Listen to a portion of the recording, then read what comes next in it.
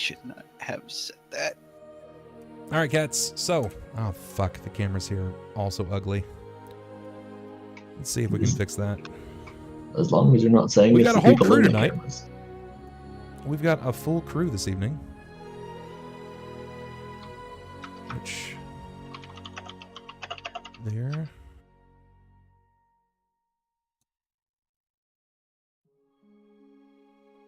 Okay, why didn't that work?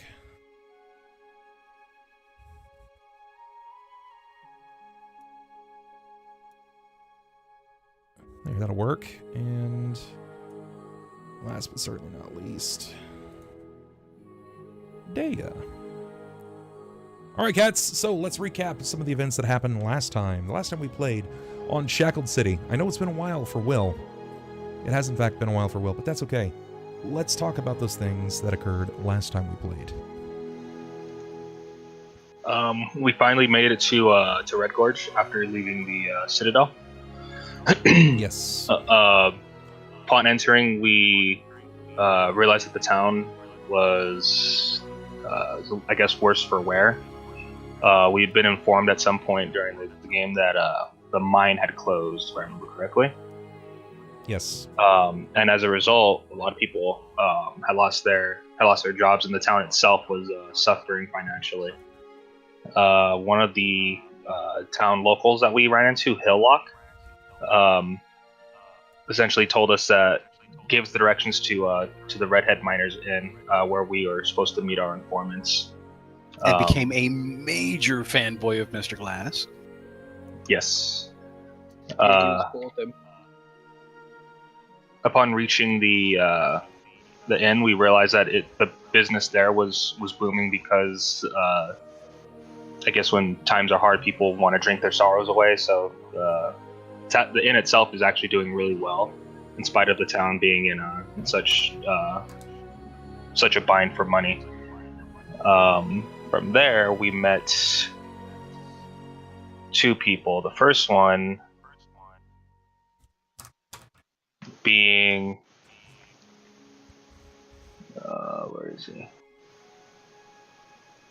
Mickey Max, the owner of the Redhead Miners Inn, rather large, large man in stature, who is, like I said, the owner, and he's the one who essentially greeted us when we made our way in. The other one was Akane's small cast, or the Honest Minstrel, which is assuming is a self-proclaimed title. And he was the informant that we were supposed to meet at the inn itself. The sassiest bard alive. After kind of giving some small talk and talking over with the group, Jerrod was the one who went to go make first contact with him. And he was the one who spoke the secret word mortar to him to let him know that we were the ones indeed that he was looking for. Correct. So let's pass the buck to someone else now that you've covered this much information. I know that you are fairly on the ball, so let's see if we can hand this off to Jerrod. What was next? What occurred inside once you met the Honest Minstrel?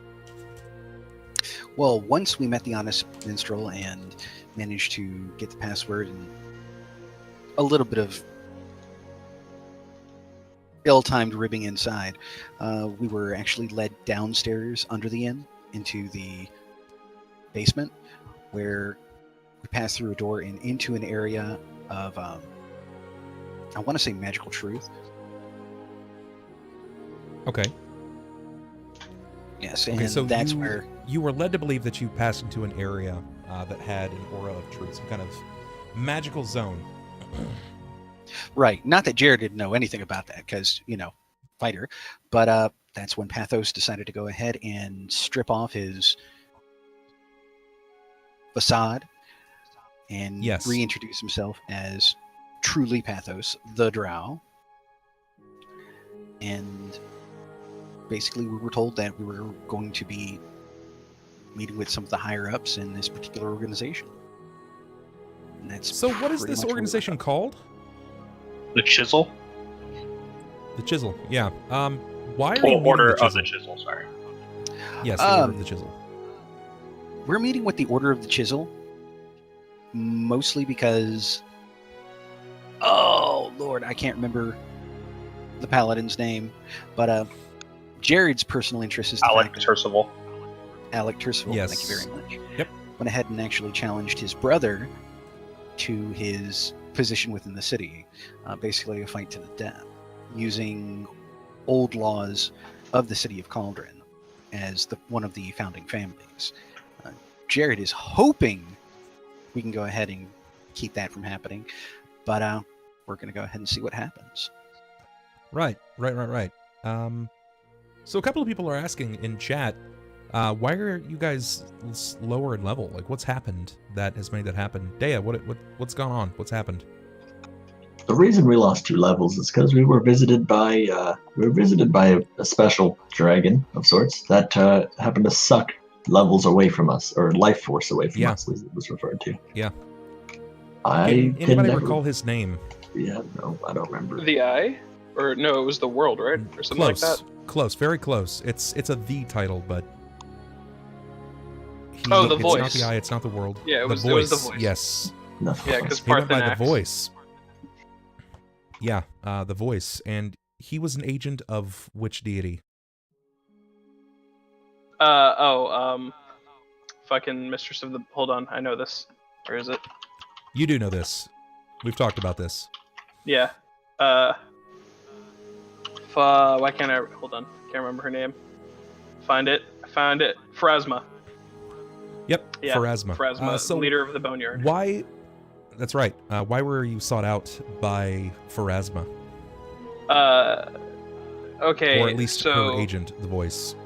So Cicada had passed away mid-fight and had reawoken as a zombie of Senor Paul, the voodoo god. Senor Paul. I'm not super familiar with that guy. The last I checked, it wasn't Senor Paul. It was Papa Legba had that's right. risen him up as a voodoo zombie. Pharasma wasn't quite happy with that. So she was like, "Yo, Dragon, I want that soul. Go claim that soul for me." And he's like, "All right, cool, I got that." And then he rolled up on the scene, and basically took me. And I waved goodbye to all of my friends. It was a very touching moment. All of them cried, especially Jerrod. And then my soul departed to the Boneyard, where it will be judged. But Papa Legba's not too happy with that, and he basically told the group, "Go get me that soul, and I'll give you back the 2 levels that you lost to the big spooky dragon without you guys knowing it." He tried to make it very clear, but after about 10 minutes, he realized no one was getting it, so he just told them, "BTW, you lost 2 levels." Right, yeah. It was, that went something like that for sure. It was a thrilling which course resulted of events. in everyone at that time losing the levels. Yeah. So that happened. We made it back to the Leven Citadel, which is where we said our goodbyes to Balthar. Balthar was no more, not because he died, but because he had to defend the state of the Leven Citadel. He had to be Papa Bugbear. Yeah, basically, he had to take the role of his father, or the person who raised him. Plus, there was still a lot for him to determine based off of the information he was given. There's just a lot going on. But inevitably, it brought you guys to Red Gorge, and you were here in Red Gorge to discover what the intentions are of the Chisel. And you've met a handful of their members. A handful of the members by the names of Mickey Max, the Honest Minstrel. You've been led to believe that Alec Tercival is a member. Yep, and Mavu, right? Yeah, Correct. and Mavu is a member. McBuildboy. He's the one who told. No, he's the one who told us to meet here, right? Yep. Yeah. Yes.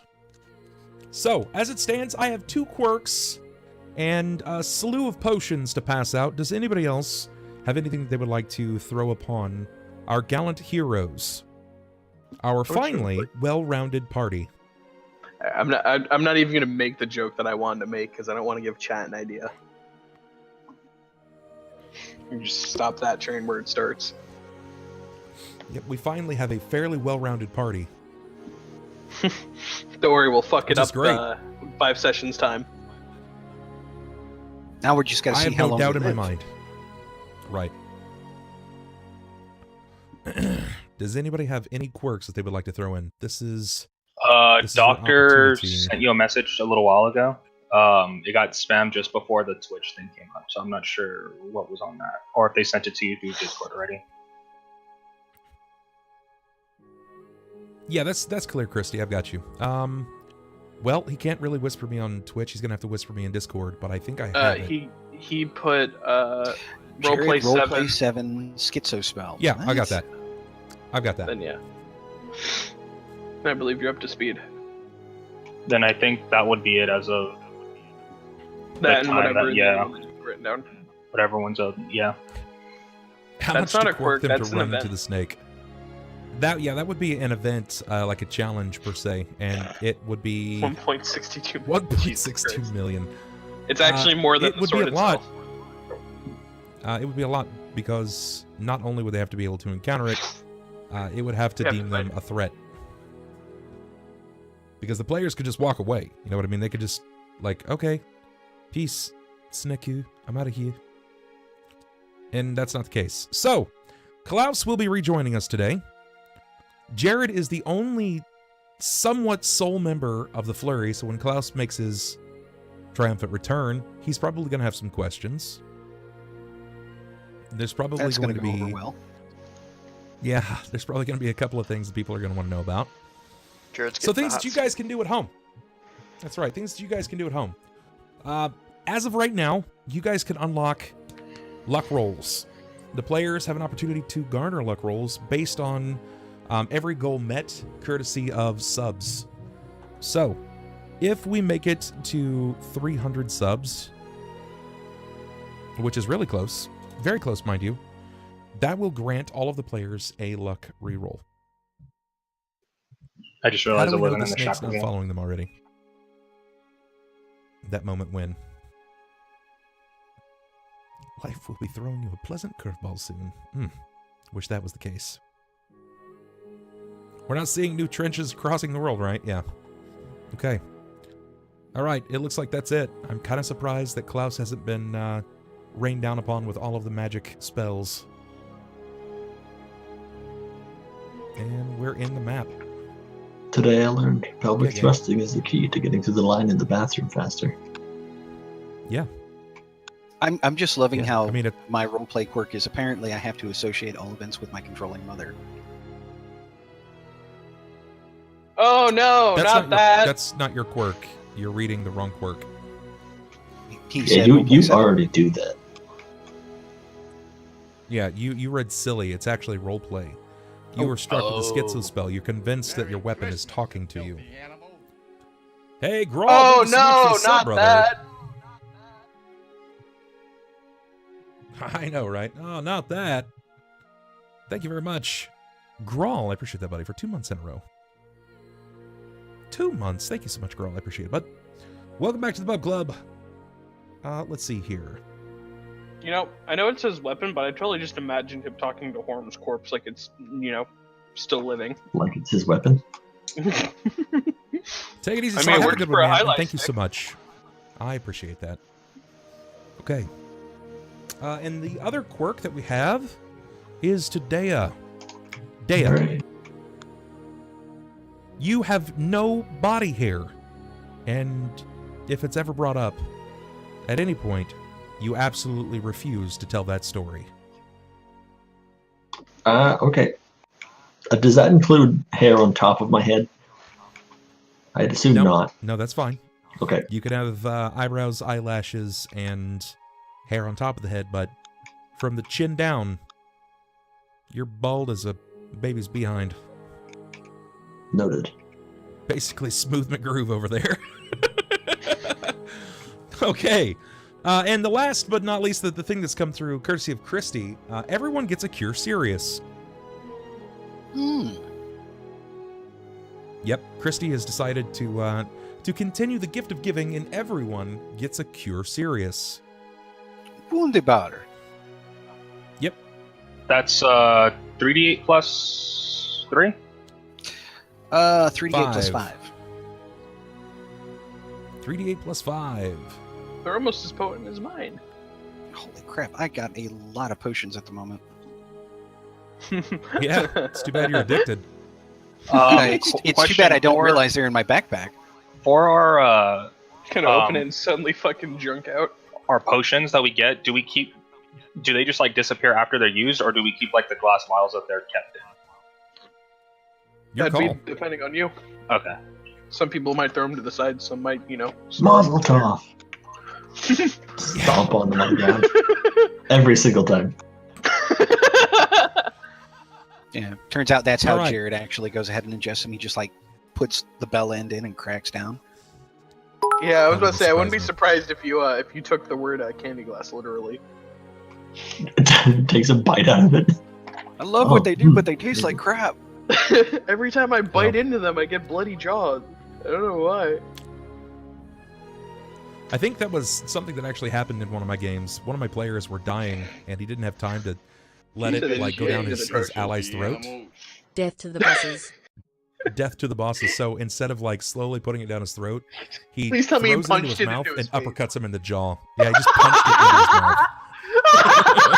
So I made him take damage, but he then healed 1d8. That's beautiful. All right, so Jerrod has beaten the Bit Boss. That means 1,800 rep to everyone. Death to the bosses. 1,800 rep to everyone. Thank you so much, man, for smashing that Bit Boss. Let me go ahead and give you that rep. It's freaking great. Boom. I now bam. know how I'm going to deliver my medicine to Jerrod. Like fucking Con Air, right, Mr. Wednesday? Right? Bam. There you guys go. Yay. And look. There you guys Nox. go. Yep, Nox coming in with a host. Yeah, and Mr. Wednesday, I think you're actually thinking of The Rock, not Con Air. Both are good movies, though. Both are acceptable. I mean, I'm Well, not I mad at mean, them. they're both Nick Cage flicks. Come on. Okay, so the real star of that movie is very clearly John Malkovich and Steve Buscemi. Okay, let's not detract away from the focus. Please don't fill the bottle with jizz. That would be awful. That's how you torture enemies. Glass semen vials in their jaw, and then you just uppercut them. That's not healing. I'm pretty sure that's torture somewhere. Pretty sure that's torture somewhere. Okay. Pretty sure that's going to So- go ahead and prompt some PTSD rolls. Yeah. No Not joke. only do you take damage, roll wisdom. So we're Why gonna is go ahead this and quell potion that creamy? there, and Yeah, So- D6 oh. mental damage. Ugh. tastes like a roll of pennies. You're now a cannibal. Ugh, Not even that 10 sounds o'clock, gross, guys. man.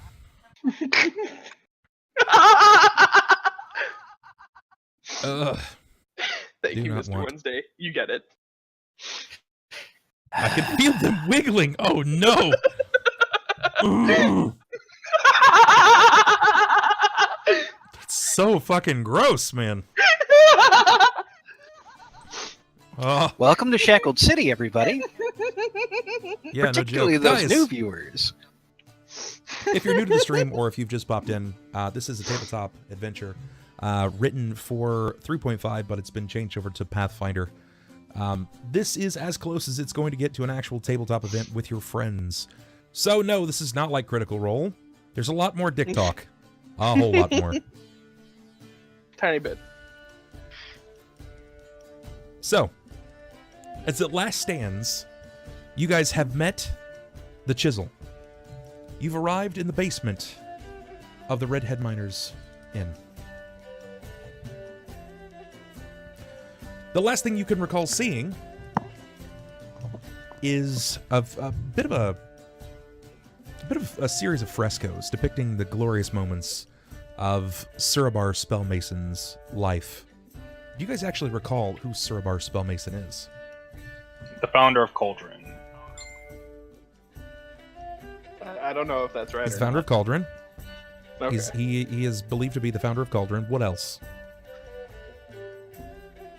He was also the founding member of the Chisel and one of the original founder. He's one of the. Well, I mean, yeah, he's already one of the members, founding members of Culture, but he's the founder of the Chisel as well, correct? To my recollection, he's not the founding member of the Chisel. Okay. That would put the Chisel at being very old. Didn't he make Red Gorge too? Yes, on the ability of Serbar Spellmason, he summoned the Basalt Bastion that makes up all of this town. So on your map, which, let me see, you guys should be on this map. If you're not, I can move you over. I'm not. Yeah. Bear with me, you're going to go to an encounter page, and then it will alter again. So, taking a look here at Red Gorge on this map, these outer walls, where it says Basalt Bastions, he erected these enormous Basalt Bastions alone, single-handedly, with his insane spell-like abilities. He is highly regaled as one of the, well, not only the founding father of many a towns, but one of the most potent spellcasters in the realm. So, needless to say, with him alone being able to erect these walls, that's, yeah, he's epic. His ability is unbeknownst to a lot of people. As it stands, you guys have no luck rerolls for the night. 4 of you have inspiration. KLAUS is the only one that doesn't have inspiration. But he'll be able to get that when he pops into the game. Hey, we got a thank you sub, so much though. for the resub, buddy. I appreciate that. One step closer to That's the right. As soon reroll. as this, yep, the moment that we hit 300 subs, that's when I'll pluck in with your very first luck reroll of the night. Oh boy. Okay. Also, any new patrons on Patreon? For every 2 that we get there, I will file in another luck reroll. Okay. So these frescoes depicted Serbar Spellmason's life. The first one that you'd seen, it shows Serbar arrival near the foot of a dormant volcano. Recognized.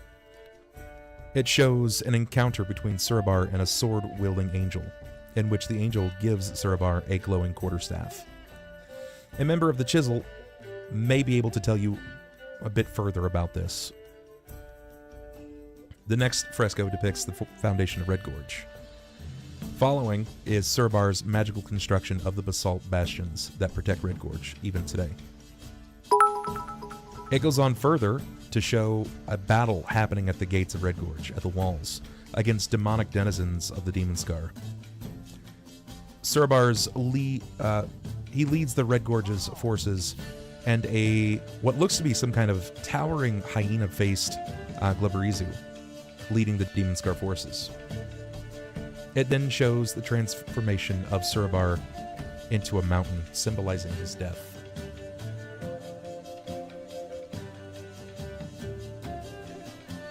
So there is the setting for you guys. You're in a room underneath the Redhead Miner's Inn.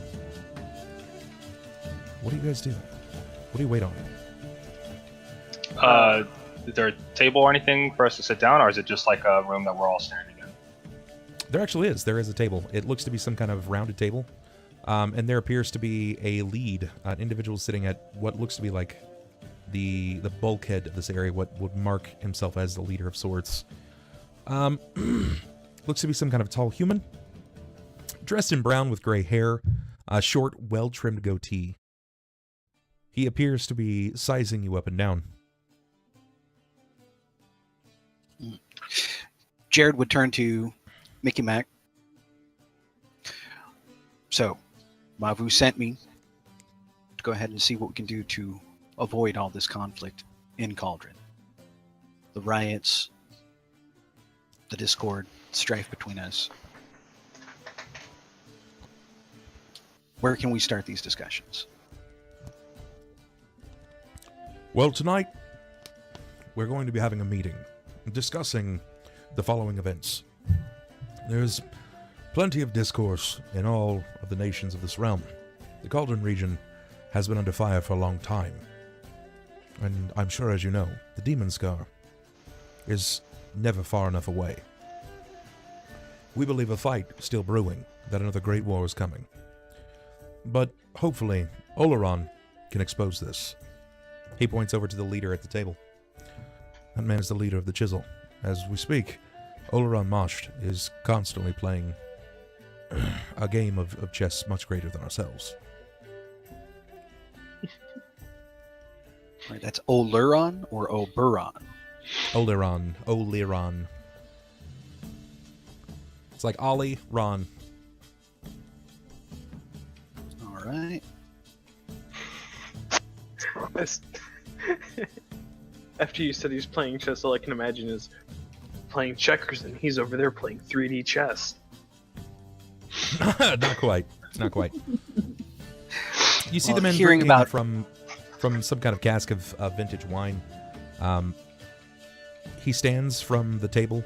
He doesn't seem to push in his chair, and begins walking over to you. There's this strange fearlessness in his stride, despite sizing you up for everything that you are. I mean, just looking at you, right? You guys don't really look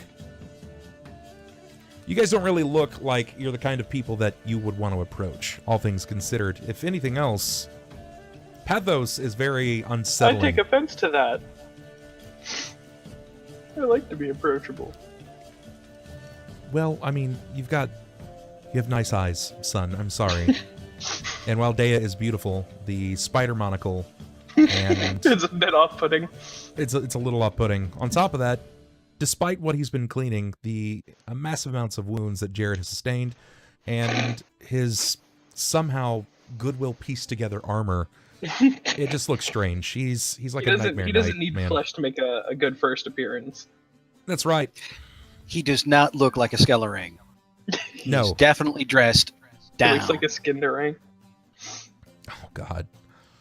Oh God, why? Looks like a strip banana is what he looks like. You're not wrong. Bruised all the way through. Oleron strides up to you. He notes each of you, and he looks to be trying to find the person that would surmise themselves as the leader of this group. Jerrod would go ahead and offer his hand to Oleron. Hopefully we can... The elderly man in brown robes, he extends his hand outward, cupping his wine in the opposite. And despite his size, when he grabs at your hand, you can feel this tantamount of strength. His hand grabs at yours, and it's like he's sizing up as an individual. He doesn't look to be like a very strong individual, but you can see that in his hands, they're marred and mottled with decades of wear. Definitely the hands of a fighter, then.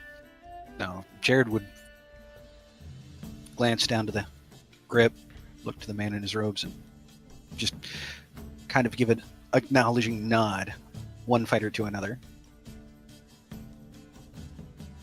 He nods back to you. I want to know who is actually carrying the spark right now in the lantern. I believe it was It was Jerrod.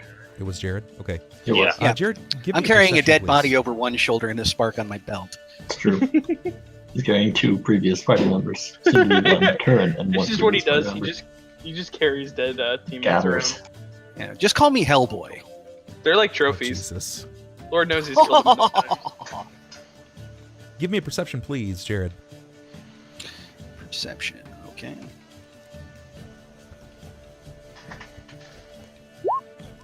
$16.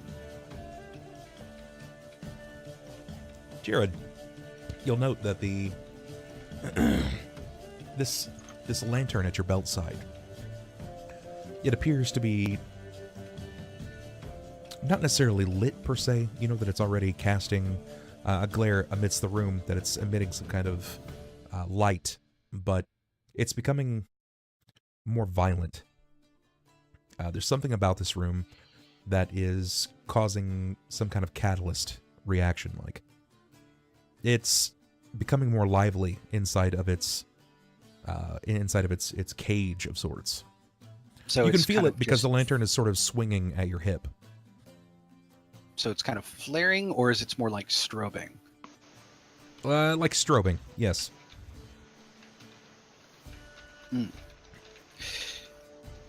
Feeling the lantern buzzing, jouncing, and just overall flashing at his hip. Jerrod's going to kind of glance down and remove his hand. Lift it off, and I think at this point it'd probably be best if he just hands it off to Deia. I'd grab hold of it and take a step back as I pet the KLAUS bottle. The KLAUS bottle, the magic jar. Sure. Forgive me. That's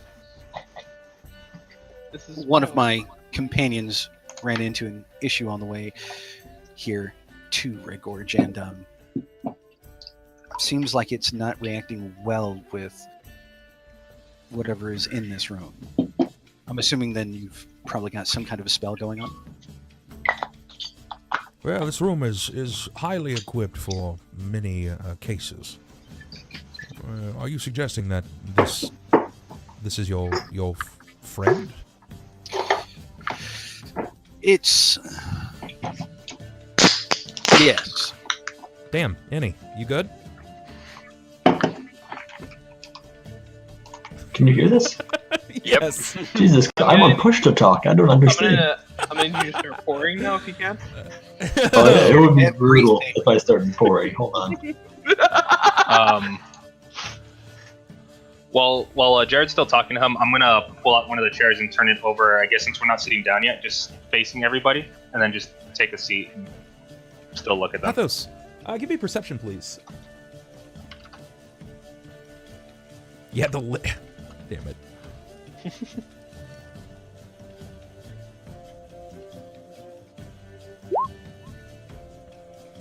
21. As an acquirer of information and items alike, you have a bit of a keen eye turned to things that you could potentially reap value out of, and you're admiring these frescoes. The craft, the design that's behind it is unlike of what you've seen before. Nothing like this exists, even in the Underdark. Especially as someone that toils on the surface of Red Gorge. You've been here many a times, and you've never seen this place. Now, these are quite beautiful, to say the least. But one in particular seems to catch your eye. And it is, in particular, the fresco of Surabar turning into a mountain. It's symbolizing his death. But as far back as you can recall, you've heard about Surabar Spellmason. And you don't actually ever remember hearing about a mountain dedicated to Surabar. You don't actually know anything about Surabar outside of what you've heard. Like, he's a legend, right? It's kind of like hearing about Santa Claus. It's kind of like hearing about the Krampus, right? You've just heard these legends over time. And Surabar has been recorded in text, and they speak highly of him as a founding forefather of this realm. But you've never seen any dedication to him outside of a tradition and word of mouth. So to see a symbol like this would be significant. But... Yeah, it's kind of one of those things that marks history, and that's information. Yes. Would it be sane to say that I would have read about this at some point in studies of culture? Oh, most certainly. If you were trying to understand this as well, the then local area. Yeah, it's not often talked about. In fact, it's likely, Sunn, that you would recall events regarding Surabar's coming into the power of a very particular magical item, in which you would see the staff, this glowing quarterstaff that was passed down to him. You may have read about that in some kind of religious text, but you didn't hear anything about his death. Right. Pathos, even in the Underdark, Surabar was regarded as an incredibly potent prodigy of magic. Even, like, magical items or not, he was amidst the most powerful to walk the realm. He a big deal. But neither of you heard about where his death was. Neither of you heard about a mountain, a casket, a burning. Nothing would have marked those things, at least as far as you can recall. What was it's not a painting. What did you call it? Fresco. It's a fresco. You know, like the Sunn, melt? you would probably see Pathos eyeing the fresco at this point, like kind of a bit of a tilted eye. It's either he's admiring it or he's attempting to appraise it. You're not quite sure yet. I'm assuming I'm not super far away from him. No, it's likely that you guys would be together. The only difference is Pathos is kicked out a chair and he's sitting down. Not that big a room. You know, Pathos, if you have questions about it, I'm quite sure these men will answer it. Yes, they might, but I'm not necessarily looking for the questions yet. It's the value. It's always the value first. Could I appraise it, bub? You can try. Okay. Oh, I don't have a macro for this. Deia, as he's passed off the lantern to you to kind of move about the opposite side of the room to get this away from him, you note that as you move across from them, opposite the room, you would see that it's becoming more and more violent. Almost to the point where it's beginning to jar your hand. You can feel this kind of... The further you get away from them, yes. It's kind of whipping inside of its lantern at this point, and the lightning is starting to, like, crystalline fracture the glass.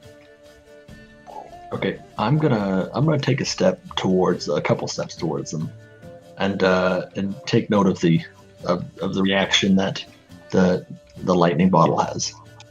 Sure. You note that it seems to die down a little bit, like it's beginning to lose that tenacity, that wild flair. They're all sitting down at the table right now, right? Well, I mean... No, everyone's standing up. I'm the only one sitting down. I'm the only one just pulled out of the chair, sitting down, facing everyone else. Gotcha. Pathos, Sunn, you would see this small experiment that Deia is concocting opposite the room. As it looks like most of the men are talking amidst themselves, they're still kind of whispering under their breath. They don't really know what to make of you yet. Jerrod, you're still speaking with Oleron as we speak. Mm-hmm. And you're engaging in small talk there, discussing what it means to be in their presence, what it actually is happening. Deia, with Sunn and Pathos watching you, not fully sure, but you're noting that this is reacting this way. What do you do next? I want to try and tell if I can see where it's trying to pull towards, if it's trying to go towards a specific person or just away from the doorway. Okay. You're basically playing hot or cold with KLAUS's entire spirit.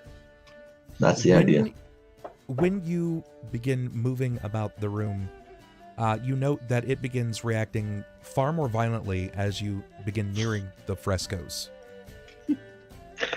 I had this picture of Innie walking around holding it in his hand like this, as he's just like scanning the room like it's a metal detector, and everyone else, because you said they're like not sure how to approach us, everyone's just sitting there going like, what the It's currently I just think it's Deia funny with his that electric tuning fork. It's like, what the fuck is even as an electric... Should we worry about him? KLAUS is still a nerd. Have you ever seen the people walk around with the two metallic poles to check for water for wells? The dowsing rod. It's like I'm doing that right now, just pacing around. Excuse me, darling. Question. You're giving my eyes a rather sore reaction with that glowing lantern of yours. What are you doing? You know, I'm not quite certain what I'm doing right now. I'm trying to figure out what's got whatever is in here in such a kerfuffle. Yeah, Jerrod's going to look over. His name is KLAUS. I never He's knew. very sensitive about his particular condition. Master Skellerang and Master Mosh, is there any reason that you should be walking around right now, especially so close to those frescoes? I would hate to see the value depreciated from some unexpected damages. Please do something with her. But what did I get on my appraise with a 21? Can I tell that it's worth monies? Oh, it's incredibly valuable. What that actually is in this area, like, one, you know that it could be worth several thousand gold, but something's only worth what they're willing to pay for it. Yeah. You'd be like, hey, it's worth 5,000 gold. Like, I'll give you $1,000 for it. You know, I'll give you 1,000. But I'll have to call you in my believe- expert, and then I can get back to you. That's right. You believe that if you had the proper individual to actually hunt around, you could, within foreseeable willingness, you could potentially fence several hundred gold for it. It's valuable. Now I'll wait for him to finish his conversation, telling them to back away before they break away its value. Oleron, forgive me. Would you happen to have a sorcerer or something along those lines nearby? See, the situation is my colleague, a sorcerer by the name of KLAUS, a young man, when we were in the middle of a woods, actually by the Citadel, he had an incident and became as you see. Now, as good as my colleagues are, none of them happen to be well versed in the magical. And perhaps with the way this is reacting at the moment, it would be best we went ahead and handled that first. A show of goodwill.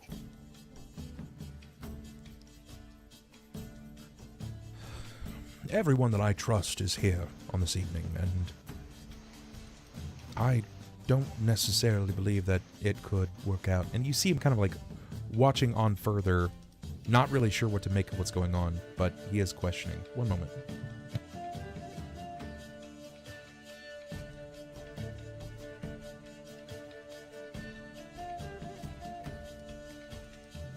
That's the proper legacy spelling, correct? Not CYS, but CIES. Yes. Yeah. Oh, yes. Okay. Continuing to watch on as Deia moves, you notice that the honest minstrel steps over to Pathos, and Pathos sees that you've been eyeing not only Deia and this small lightning bolt inside the lantern, but particularly the fresco. Now, he doesn't exactly want to pit you as a thief. You know, he doesn't want to be, for lack of better situation, he doesn't want to see himself as a bit of a racist here in the situation. Mm-hmm. But he knows, or at least he believes he knows, exactly what dark elves are capable of. And he sees the way that you're looking at your surroundings, and it's kind of like watching moneybags roll over your eyes. Yeah, you got that Scrooge McDuck look on you. You seem to be finding these particular paintings quite exquisite, would you not? I'm a man of royalty. I find anything with such artistry to be fascinating. Ah, yes, beauty and grace have been applied to these.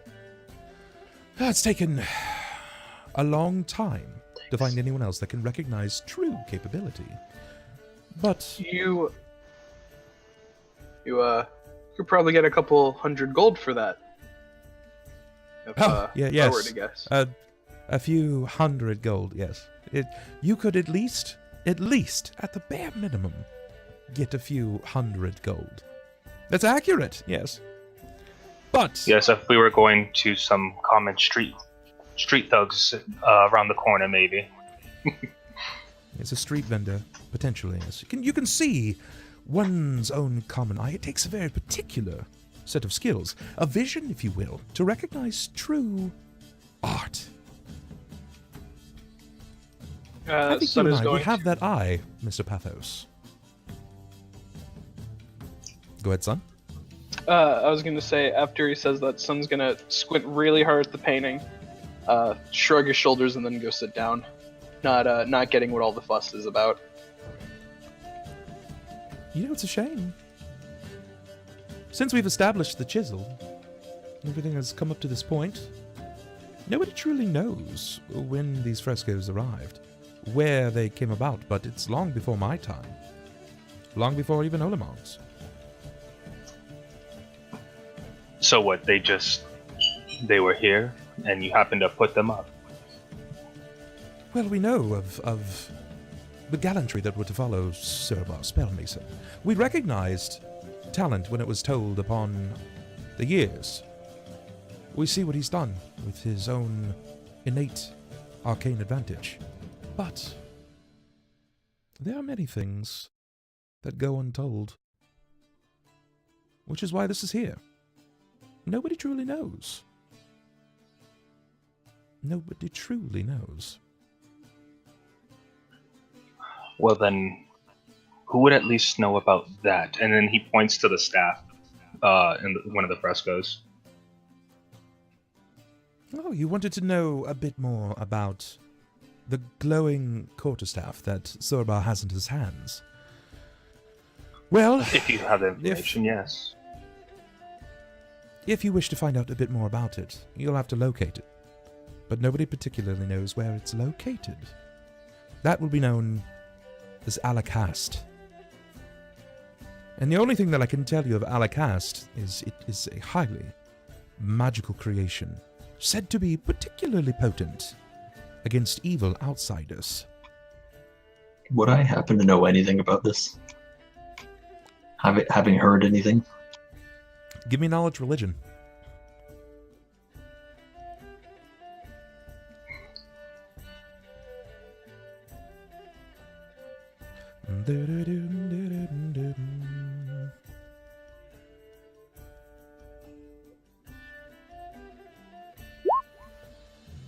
Mm, 15.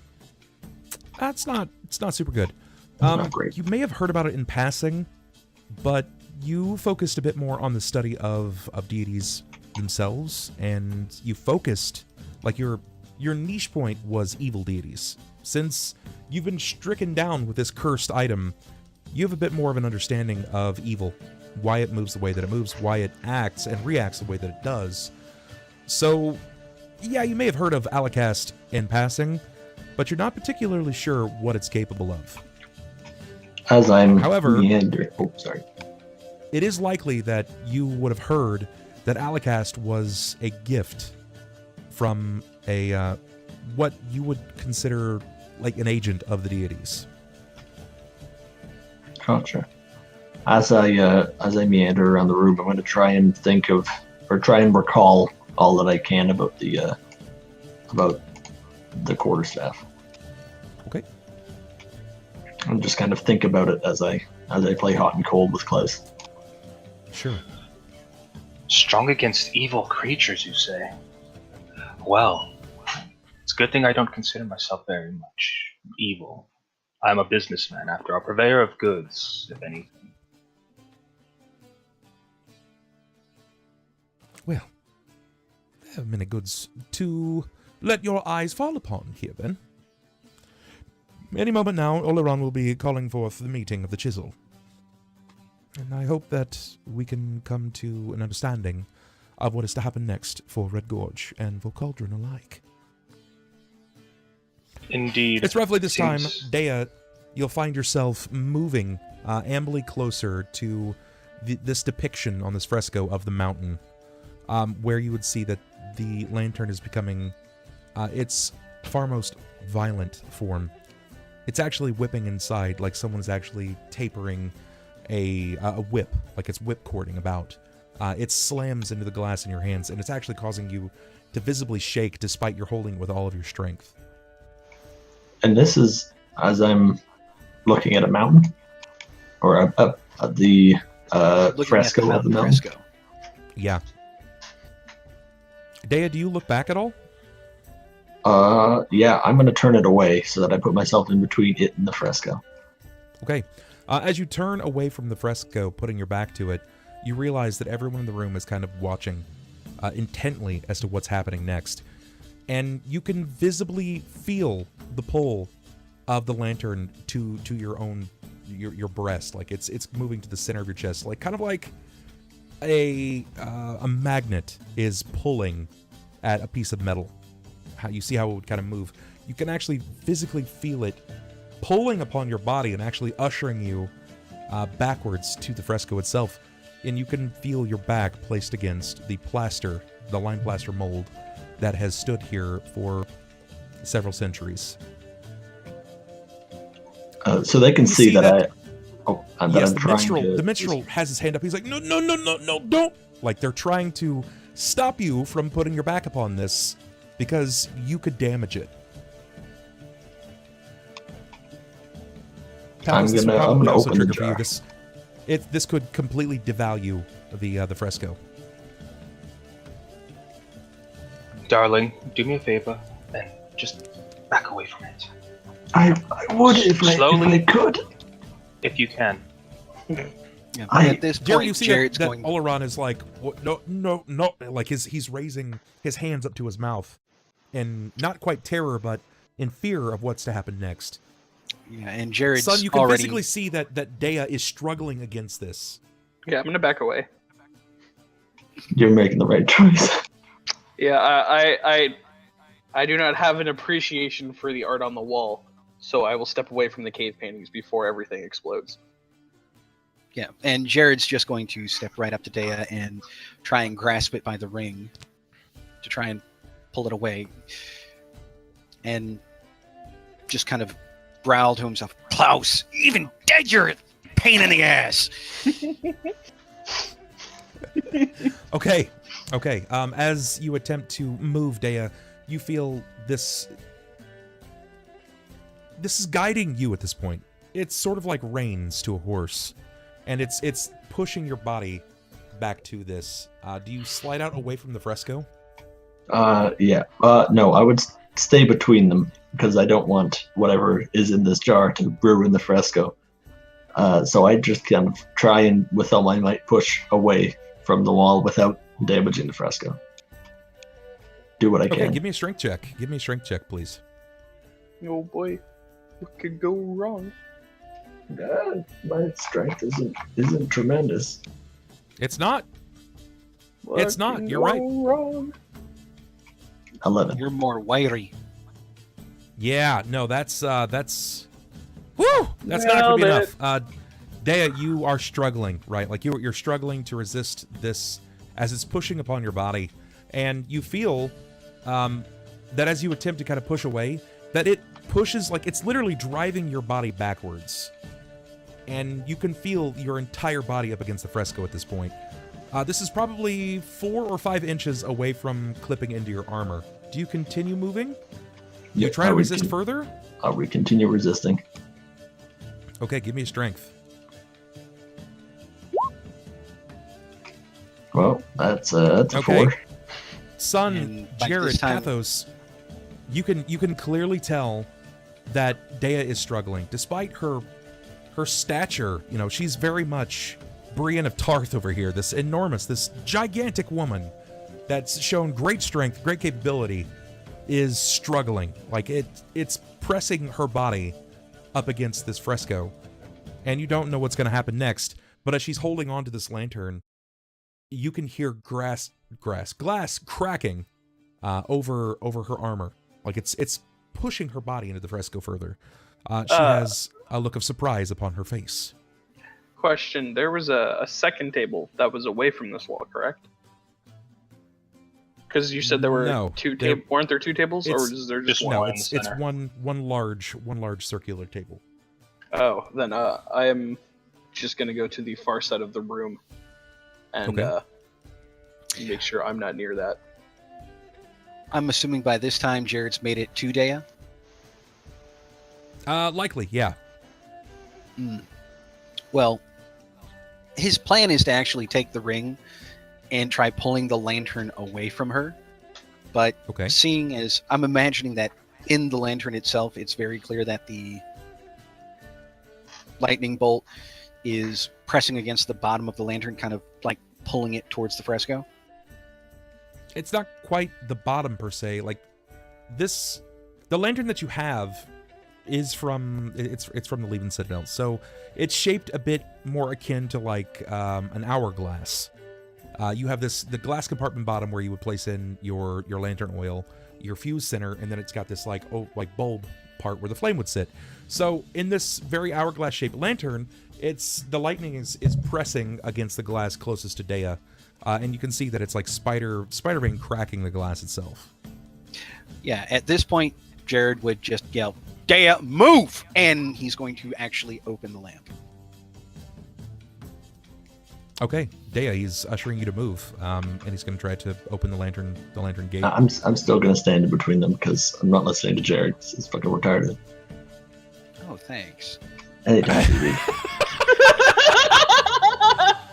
Okay, Deia, he seems to remove the lantern gate from the opposite side. The glass swings open, and the lightning bolt, it begins to move over the glass like caterpillars. Like it seems to inch away over the top. These inchworms of lightning start to trickle out from around this lantern and creepily crawl over the top of your body, Deia, as it begins to lick over your armor and the top of your shoulders before it wisps past your hair.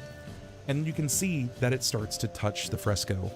And where this lime plaster has been lying for hundreds, potentially thousands of years, the lightning begins to separate the plaster. As the plaster begins to fall from its home from so many years previously, you can see that everybody looks on in terror as everything they've known to be a telling, the great telling of Surbar Spellmason. The plaster begins to crack and fall, and the molding begins to split and roil down to the floor before you as the Chisel looks on in absolute horror. So, Pathos just like sits back down in the chair. He's like, my word. So what you're saying is we're making a great first impression. He's all, not a whole day, and I'm already losing more money than Deia, you no longer feel the kiss of lightning traipsing over the top of your body. You can feel bits of plaster running down your shoulder. You can see almost small like tiles that seem to be falling off of your person. Do you move? I will take a step forward and kind of like kneel down because, I was just compressed in the chest pretty hard. I'd catch my breath. Gotta take a knee. Take When two you knees. Turn, Yeah. you can Deia see just that T-bows right there. the lightning seems to have compressed itself through the plaster, and it's created these divots in this mountain that has depicted Surbar Spellmason's life. I'm gonna stand up upon realizing this and try to picture where, or try to determine where it's been drilling these holes into the map. Okay. Yeah, and Jerrod's just going to be looking at this fresco, just like, what else could go wrong? Deia, as you move up to the fresco on the wall, give me perception, please.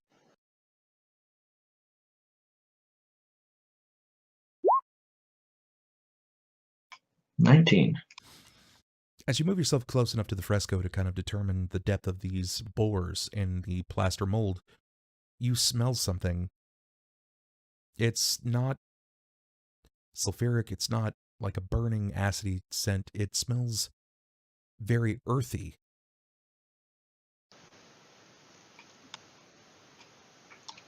Could I tell that it was coming from the painting? It's likely, yes, that you could determine that it was coming from the painting, but none of the other paintings smell this way. I would, are the caterpillar clouds still moving? You can't see Or them. have they've burrowed into the... So basically, they drilled their way through the fresco into the wall behind. Correct. Master Skellerang, what kind of lantern have you been holding?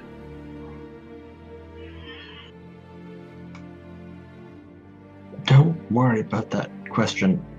It's irrelevant. What is behind this wall? Elrond steps forward. What do you mean? I mean, what is beyond this wall? We're in a basement of a tavern, so my guess is probably lime and dust, potentially rotten soil. Seems like there's little reason for an ally of our friend here to burrow into soil for little to no reason, don't you think? Is this something that you're suggesting, Deia? I'm suggesting either KLAUS knows something more than we do, or or whoever Jerrod's brought along is destroying many dollars.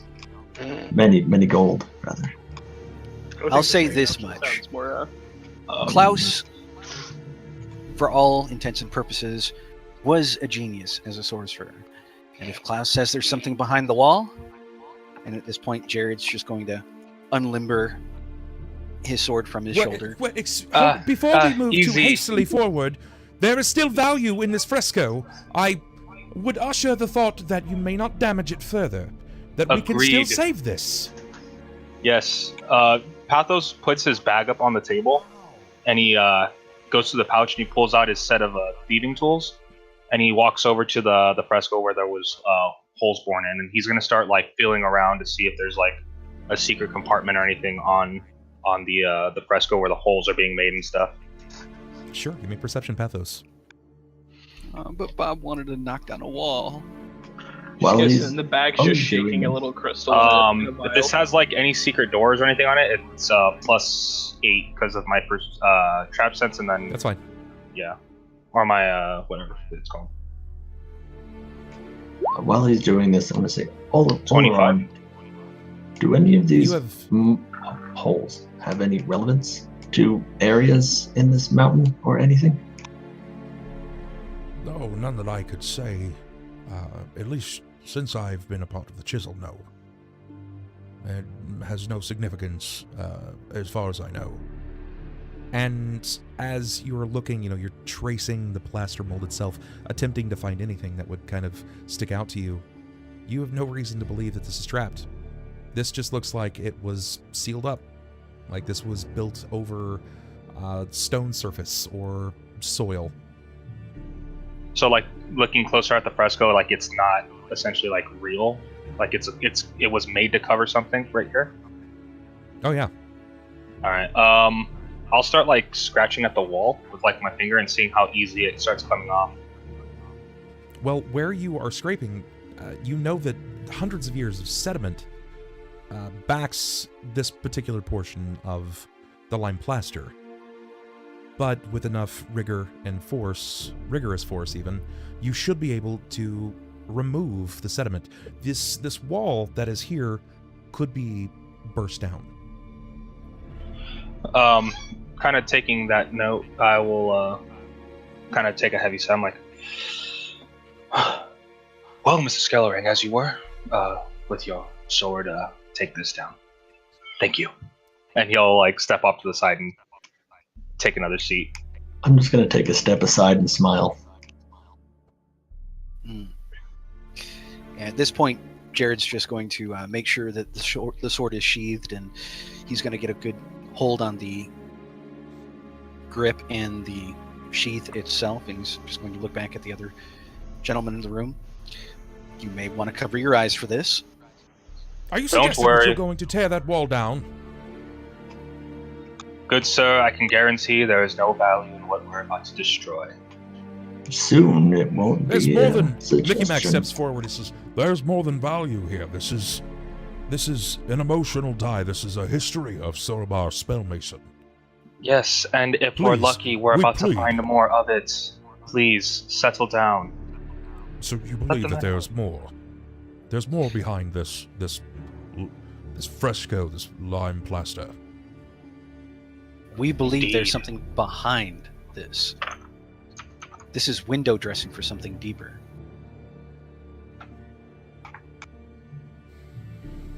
Oleron nods. Jerrod, you've met him. You have spoken with him briefly. And he chimes up. I like to find myself a bit of a solid guess for character. Break it down. We're in the truth to stay. Giving a nod, Jerrod's going to turn back to the wall and taking a couple steps to gain some momentum. He's The actually minstrel, going... as you continue, the minstrel... But wait, Oleron, please. I beg of you, it could be... This could very well lead to nothing. And we will have lost one of the most paramount recordings of Sorobar Spellmason's life. Please, consider the following.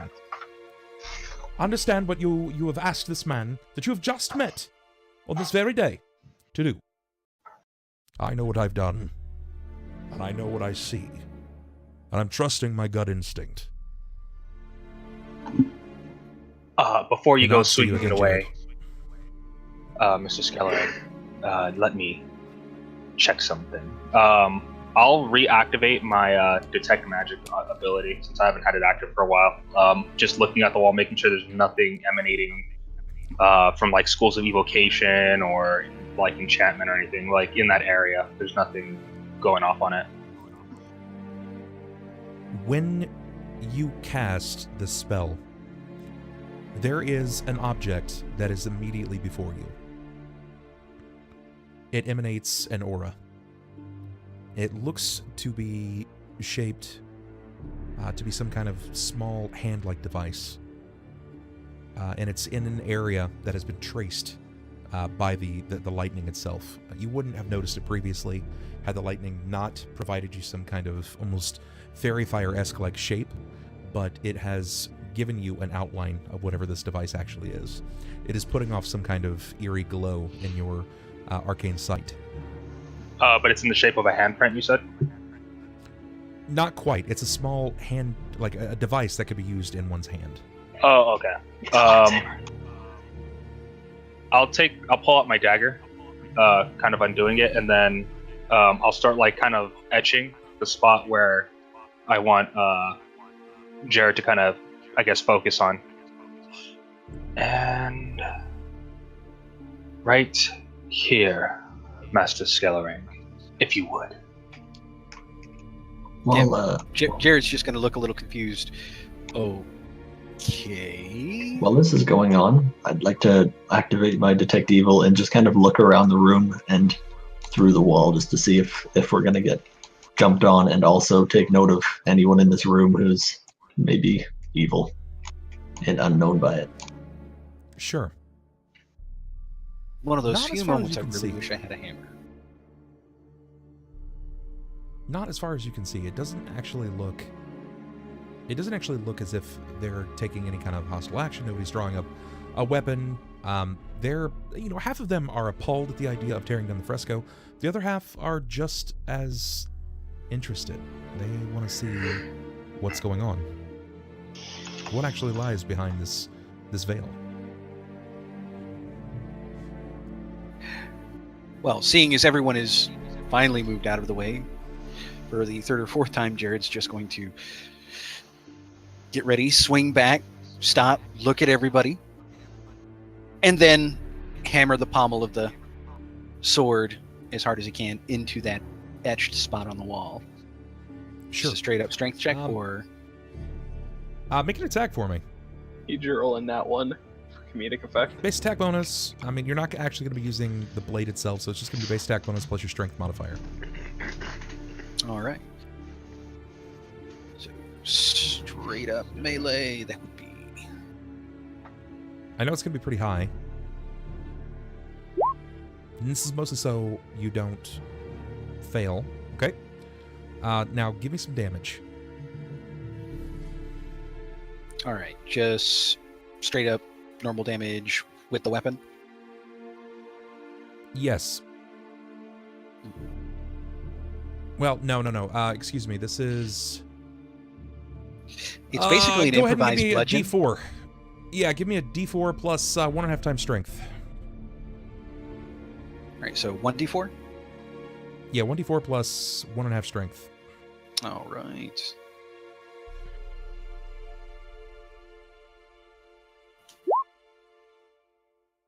Very cool.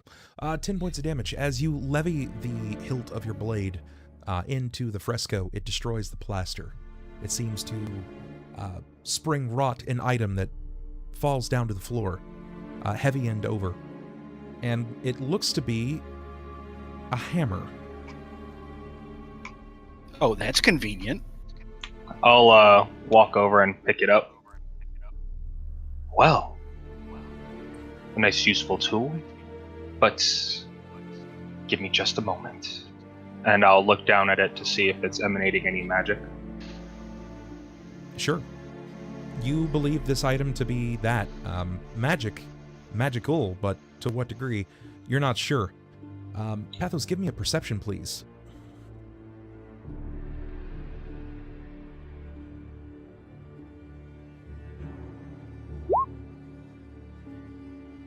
30. Very good. Looking over this particular hammer, it looks to be a fairly mundane forge hammer, a blacksmith's hammer, if you will. However, you can see that there's scrivens, there's writings all over the heavy part of the hammer itself. And at first glance, you would believe that it's just a well-worn, mundane hammer, but your arcane sight reveals that there's something more there. You can't immediately determine what it is, but there's runes that have been carved over the top of runes.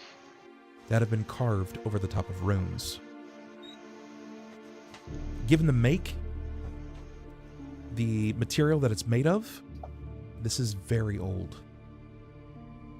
And it hasn't seen the light of day for at least 700 years. Shit. Pathos was. Can I that- do a read magic to see if I can read the layers of the runes in certain intervals, or at least try to read whatever I can from them? Let's see. Give me a linguistics. Give me a linguistics check.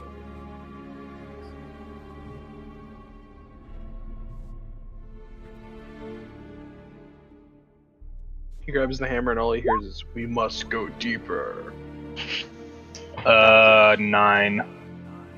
It's not super great, but what you can immediately tell is from the shape of the runes, from the mottled marks that have made this in time, you know that it's of some kind of dwarven kind. It's likely that this was some kind of forge master's hammer, but to why it was tucked here, you're not sure. You're not aware. I can read Dwarven. Would that help? You can read Dwarven, but much like the passage of time, words change. They take on new meanings, they take on new forms, and this is old. This is very old. This is older than you, even. It's likely older than... Yeah, this is likely older than even your matron's age. Oh, okay. Well, this is a find.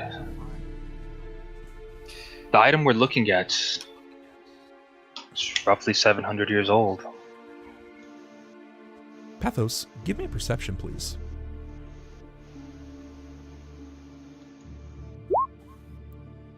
$17.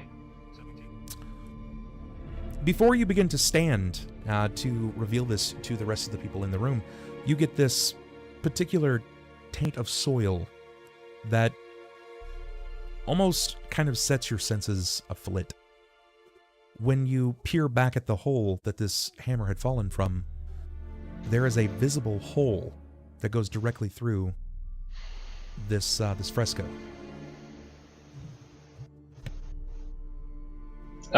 With dark vision, can I see through it, or?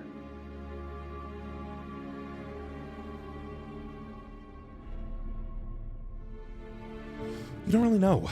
You don't know what's on the opposite side. You can't really get much vision of what it is.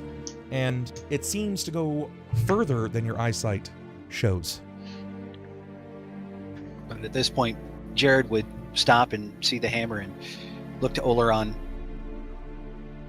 By Righteous's work, this was in your wall. Do you have any idea what this might be?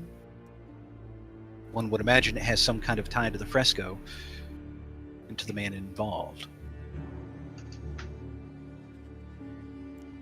I'll actually put the hammer in Oleron's hand, or at least like hold it above him, so that way he can, if he's gonna accept it or not.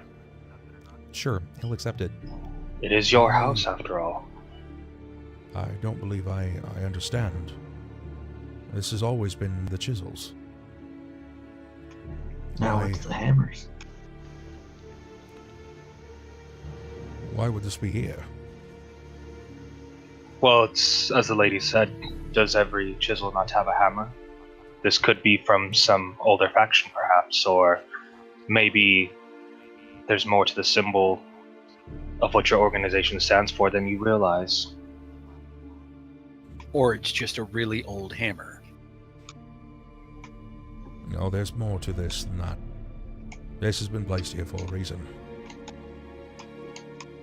Either way, there's still a hole that needs to be opened up a bit.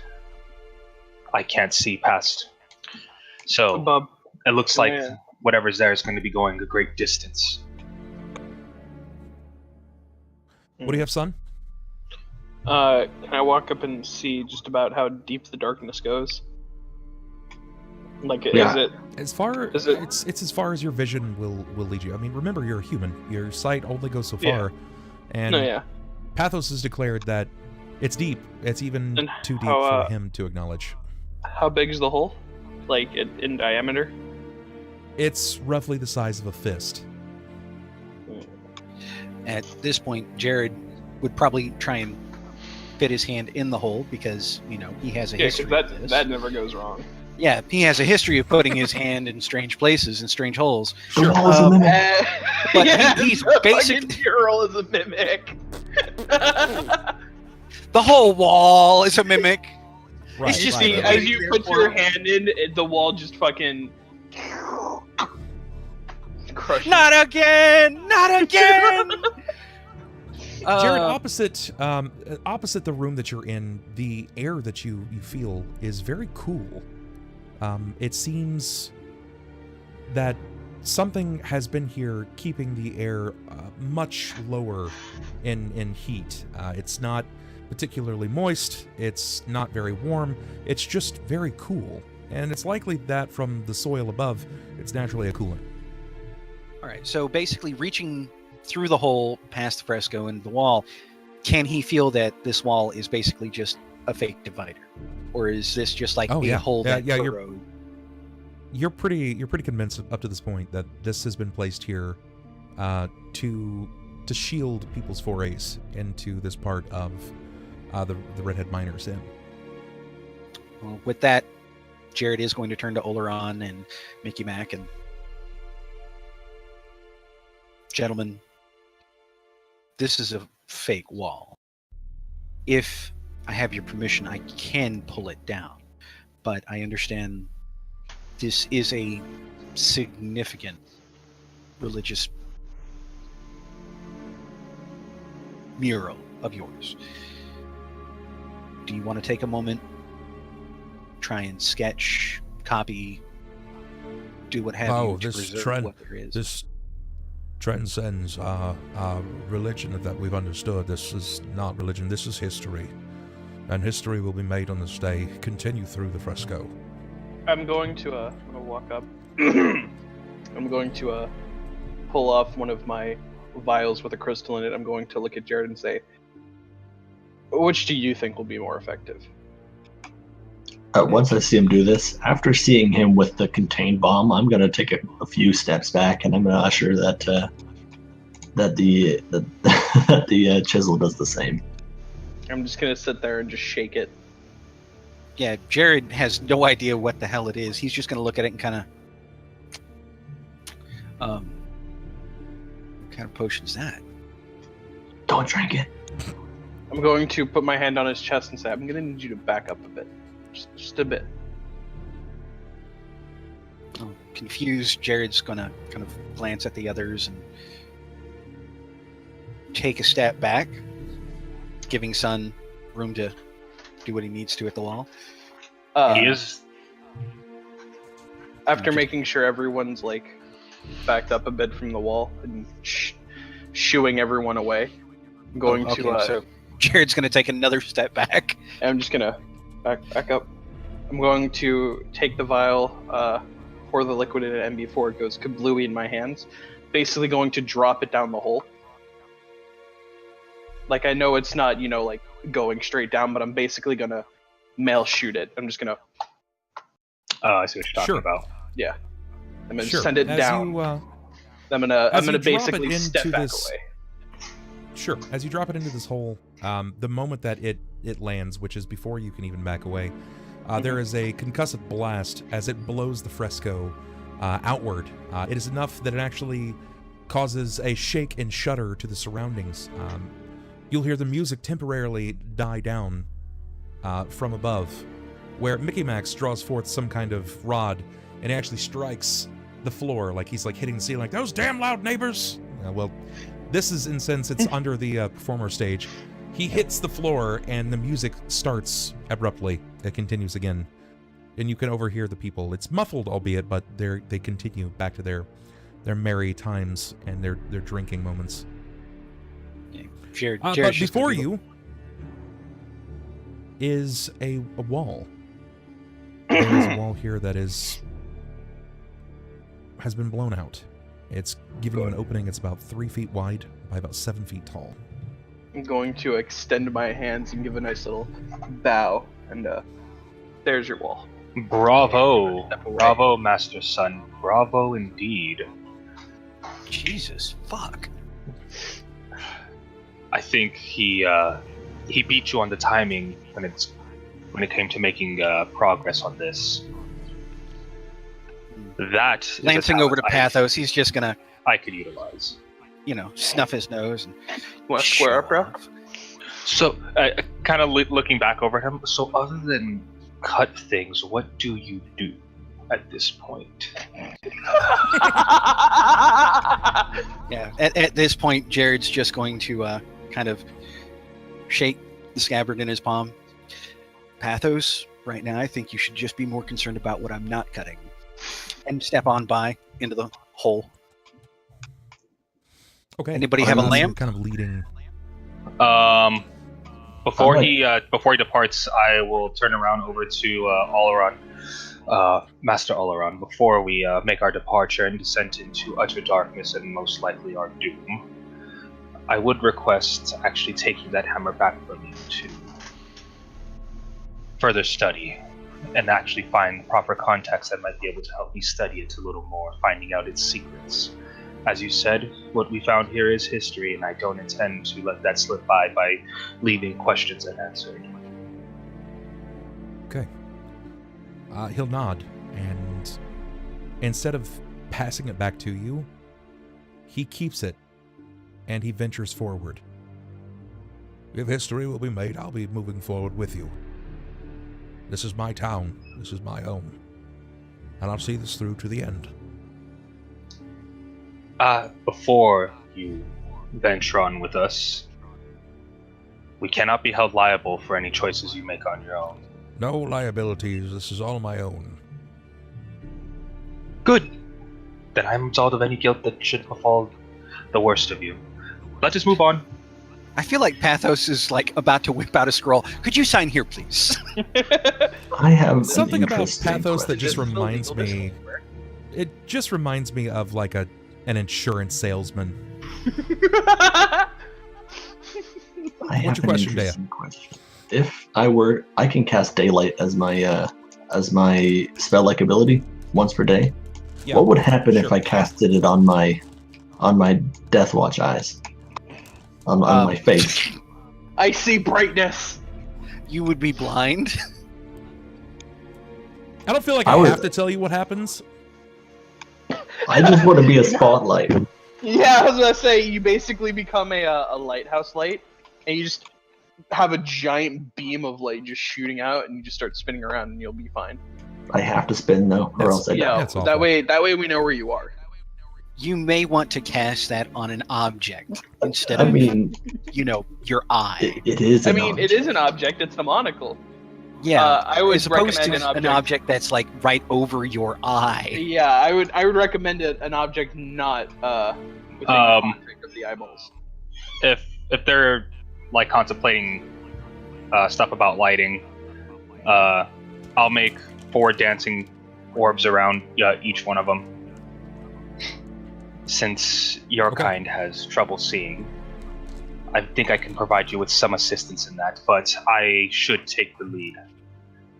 I have better experience crawling around in the dark. By all means, just let us know if there's something that might kill you. Oh, of course, of course. I will let you take lead should anything come up. Sounds like a solid plan to me. I'll If I may go first. By all means. Lead away. So yeah, I'll walk in first, and then it'll be all around then you. Correct. No, it's going to be Pathos, Jerrod, Oleron, since Deia and Sunn seem to be hanging back. I would be at the very So yeah, contemplating. since we start walking in, I'll kind of take like a crouching stance, and then just start like observing slowly, like around the walls and stuff, making sure there's no traps, and keeping my detect magic ability on, so if there's any magical traps, I can see those as well.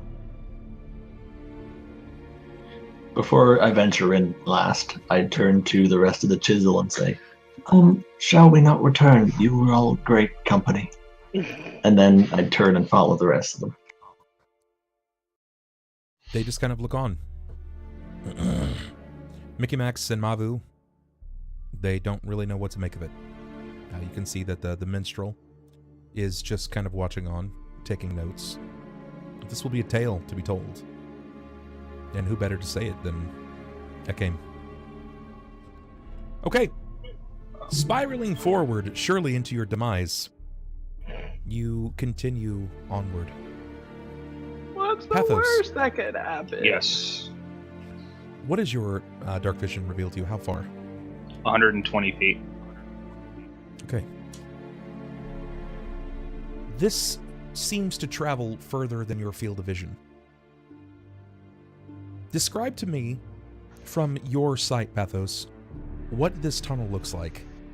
Is this a tunnel that was masoned long before Red Gorge was finished? Is this a stone tunnel? Do we find that this is dirty? Explain this from Pathos's eyes. What does this look like? So as we're walking in, it starts off like as a essentially the natural hole that was made from the explosion, and going in the first few feet or so, it still kind of keeps that natural trend. But as the further we start going in, definitely looks like it's the same make that the hammer was, where it's kind of like you can get hints of dwarven masonry in it, but it's older than that. Like it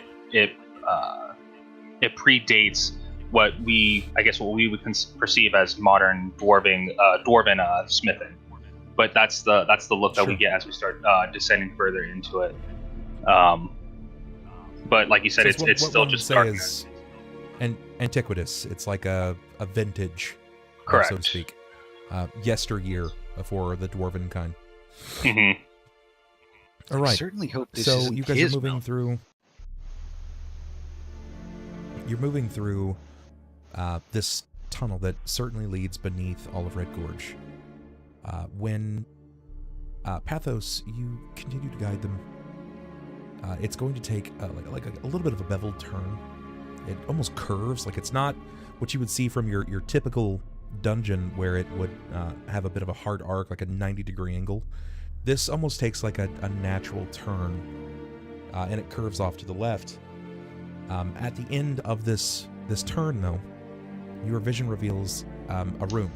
You can't seem to see the surface. You can't really determine where the floor begins, where the ceiling begins. You can just tell that it opens up.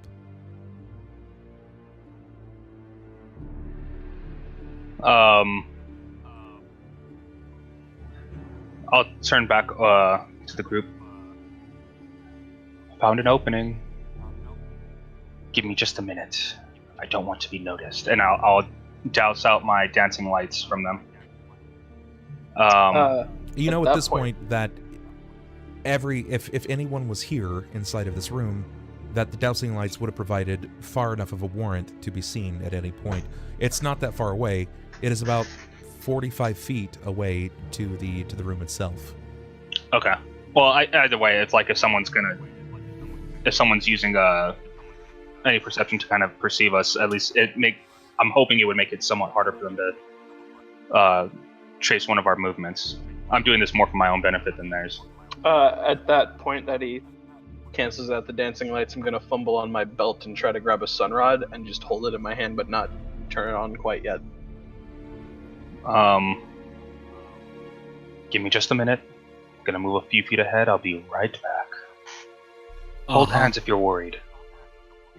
I'll kind of I'll slowly proceed into the room, seeing Sure. how it opens As up. you I enter would into say the about room- 10-15 feet at furthest.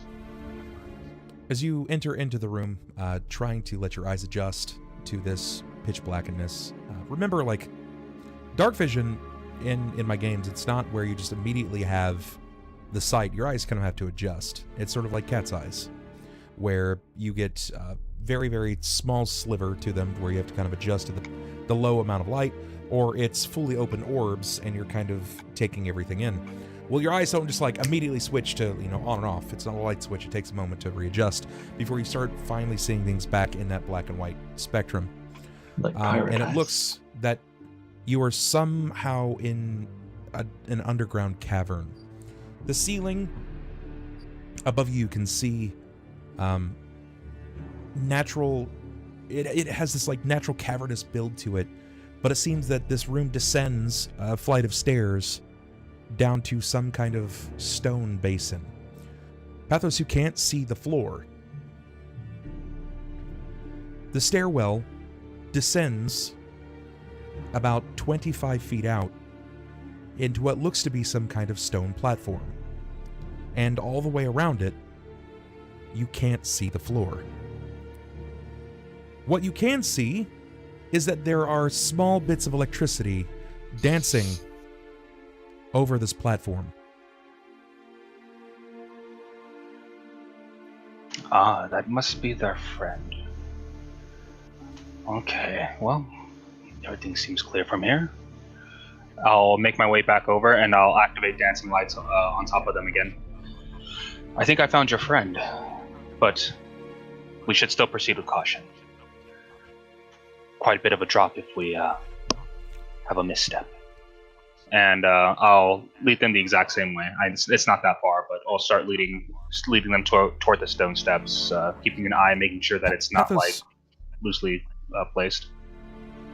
Sure, you warrant them with caution, reasonably so, because this room has a lingering odor of which you are all too familiar with. It smells of the steam vents of the Underdark.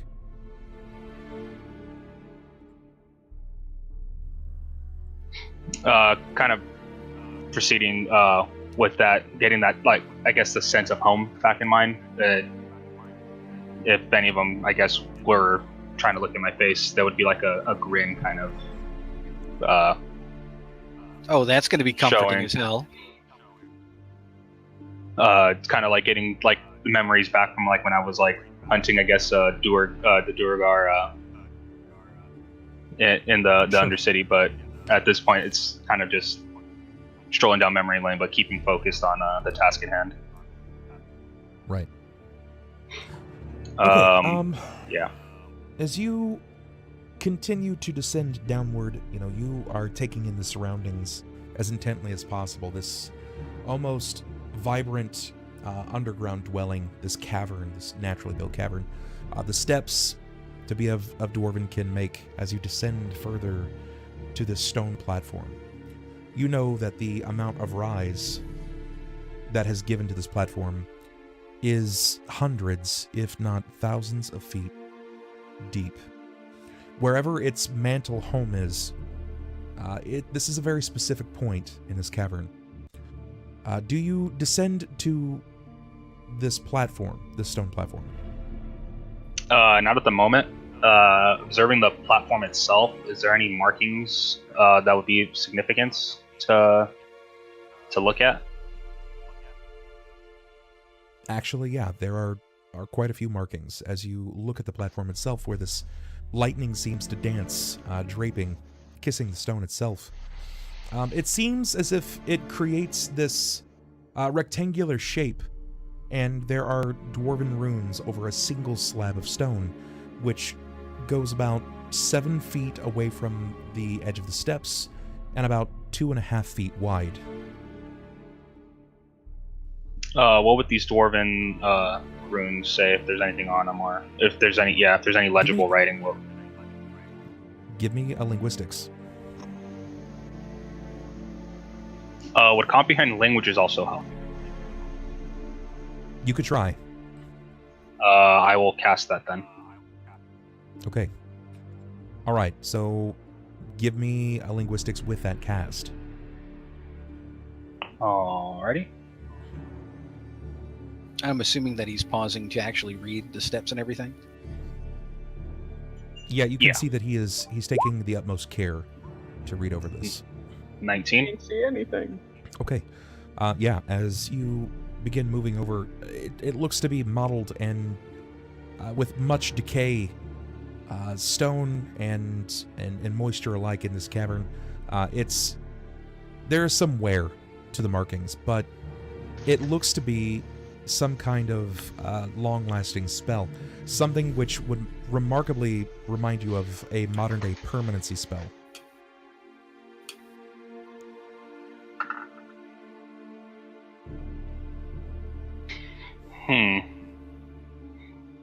But you can't This is really make rather out odd. what the permanency would be affecting. That's something that you can't seem to understand.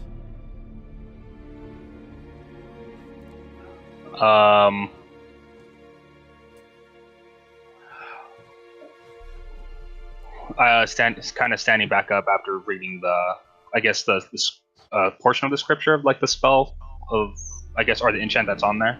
Okay. I'll look back over to Jerrod and all around in Deia.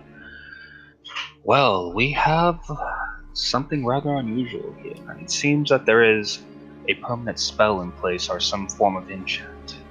Seeing as your friend here is some form attuned to lightning, I can only guess it's possibly an evocation of some sort. So it could be a rather large trap, or it's some sort of conduits that it's going to be used to harness his power. Any Jared's volunteers? going to take a look at the steps up, and he's going to look at Pathos. It looks like a set of stairs to me. And he's just going to walk on by onto the platform. Okay. I'm gonna look down the hole and just kind of see if I can see anything at all, or if it's just straight down. When you around the platform, that's what you're asking? Yep. Yeah. No, it's just straight down. And then I can't see anything down either. It's just a hole. I mean, around you, no, you can't seem to find anything outside of this platform. It is basically, aside from the single step that attaches to it, that rides the riser of the remaining steps, for all intents and purposes, it looks like it's floating. Might there be some kind of magical darkness taking place here? I Can I, have nothing, and my eyes are quite good. No, I- there's Can I- nothing. rather- There's no magic in play. I'm gonna crack my my sun rod, and Okay. you said it's a giant hole in the circle, right? Goes down forever, seemingly. It's around. It's around. Everything around your platform. Yeah, is darkness pit, correct? Yes, correct. Cool. I'm gonna kick my my sun rod down there, see how far it drops, or see if it drops so far that we never hear a sound. Okay. You crack your sun rod, and the moment that it snaps to, light begins to beacon off of it, and as you whip it down to the right side of the platform, everybody kind of watches on. Even Oleron watches on from the steps before it finally winces out of your field of view. Something's either extinguished the light, or it's gone so far down that you can't seem to see it. Gonna turn to the group. Well, regardless of why that's there, I'd say don't fall down. Pathos, this only My- reiterates the fact that you believe that this is as close to being home as possible. My professional opinion, falling down, I won't be able to save you or help you. Can't heal if I can't get to you. Jerrod stepped on the platform. Nothing happened. Correct. Correct. Jerrod I'll, has stepped on the platform. Nothing has happened. Jerrod, if you would, please give me a perception. I'll step onto it as well, since he seems to be okay and not dying. 21. Jerrod, as you've moved yourself onto the platform, you see that Pathos is taking great care with his steps, that he's trying to move very carefully so as to not set off any traps, anything that would cause harm to you guys. But something kind of like leaps out at you, like your field of vision narrows down at something.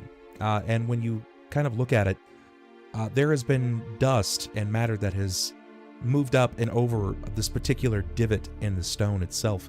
And as these small bits of electricity seem to dance over it, it catches flame and chars the dust out of it. And it reveals to you what looks to be an indentation for an object. Something that looks very familiar to you. A hammer, perhaps. Would it happen to be in the shape of a square like a tablet? Not like a tablet. There is a bit of a bell end on it, but it has what looks to be some kind of thinner handheld end. It's an item that Like a you hammer. recently acquired, yes. Yeah. Approaching the lightning bolt and seeing it zap the dust out of the divot, Jerrod would kind of lift his hand with his sword and, just to signal a pause, and then step closer, crouching down and fingering a little bit of the dust out of the edges. Sure. When you begin to take your finger, you move out all the rest of the dust, and what remains of the dirt, you can see that the bell end where it's supposed to rest, it looks as if some of the stone actually covers up a spot. Like, you can almost turn the hammer inside of its slot and move it, sort of like some kind of lever of sorts.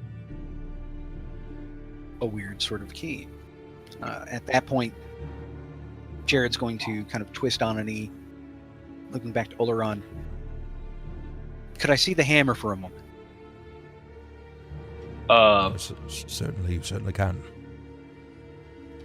I He's think just gonna- this is a lift of some sort, a magical lift. We'll soon find out.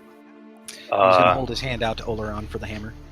He extends his hand and he hands you the small blacksmith hammer.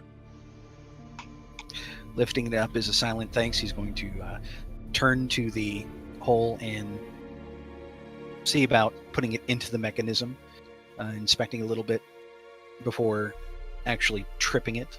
Just make sure he doesn't have it in backwards or anything like that. everyone, Sure, get on the as- platform. We don't want it to start without you. Hurry up.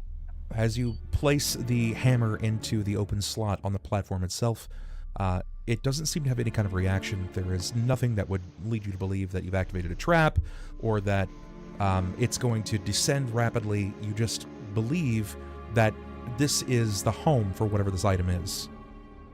And would I be able to use my engineering knowledge to, engineering or dungeoneering to see how to Give me activate? an engineering. Sure. Give me an engineering check. Thank God that's something I've got. 21. Very good. When you were down and you were looking at this, it didn't look like there were any kind of gears or a mechanism that would be involved that could trigger something. More like this might be a place for you to lift the platform. Like, it's a lever, but it might require, like, why else would there be a lip on this in stone? And for the what's the point of the hammer? Like, your knowledge engineering would lead you to believe that this is some kind of key, but it would actually have you placing the hammer inside, triggering the And lip then of the using hammer. it as a crow to lift That's it up. right. Correct. All right. Is there any strap on the hammer or anything like that? No. Then, yeah, taking a look about a foot out, he's just going to see if there's a natural ring or anything like that to signal an area. But yeah, he's going to lift the hammer.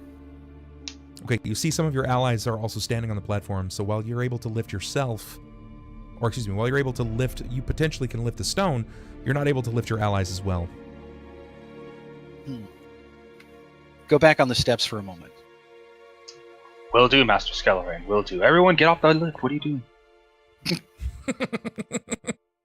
We didn't tell you to come on. Go, shoot. I never got on the lift. Just keeping that noted. I would have just been watching this shenanigans unfold. Jerrod, give me a strength check, please, as everyone backs away from the steps. While he's doing this, is there anything moving around the darkness above us? No, there doesn't seem to be anything. This is very silent. This area is... It feels cool. Nothing would really immediately reside here that would live here just because there's a total lack of food, right? Like, there is no light, there's no food, there is no water that you can immediately determine. There's nothing, essentially. There's nothing. All right. So. Oh, not great. That's Not great. a 12. That's not great. Nailed it. You know that this isn't your best effort. You could do better, given a different angle. Also, if someone were on the opposite side helping you, you might be able to succeed a bit further. You gonna ask for an aid another, or are you just gonna try it again? I'm going to try it again. I'm just going to kind of look back sheepishly over my shoulder, get it in both hands, and really get a good grip on it. And try again. Okay.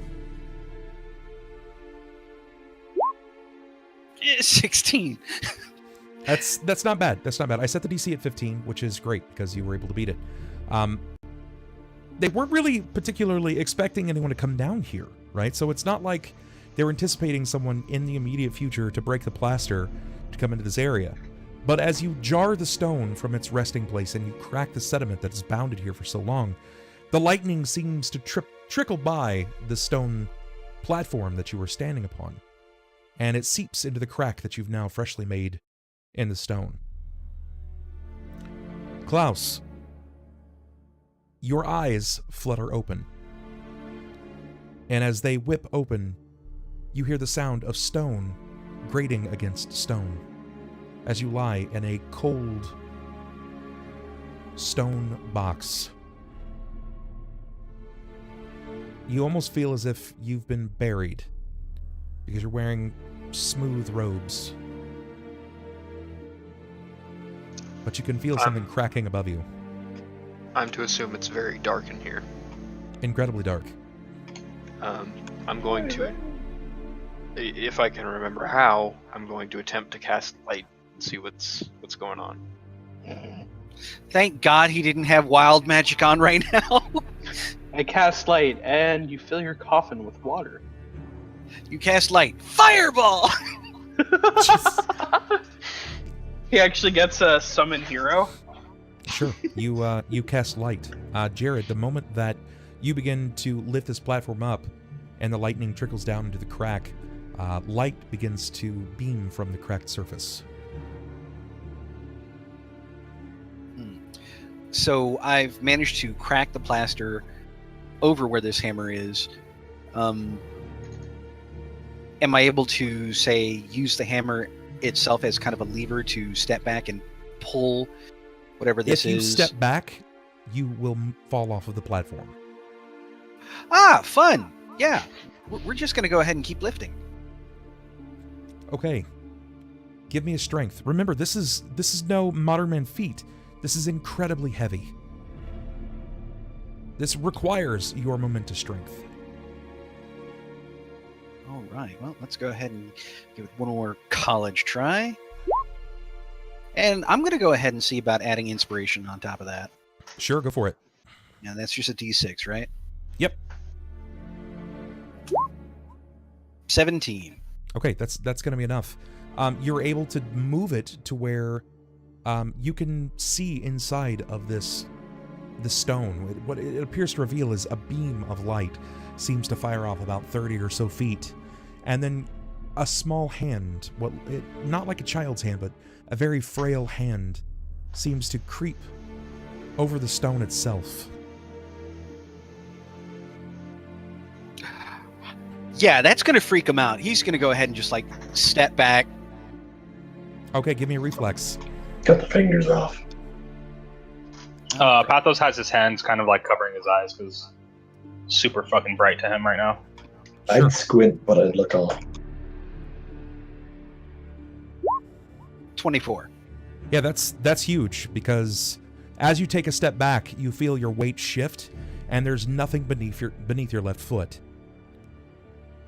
Son of a bitch. You find Yeah, and- yourself immediately beginning to lose your balance as you start to topple downward. You feel your legs slip over the lip of the platform, but your arms grip up over your torso and you hold onto the stone. You hear Jerrod mutter out some kind of Epithet. worrisome noise. When you look I'll, back over, Jerrod is yeah. almost fallen off the platform. I'll walk over and extend a hand to him. Yeah. Do you need a Give me hand, perception. or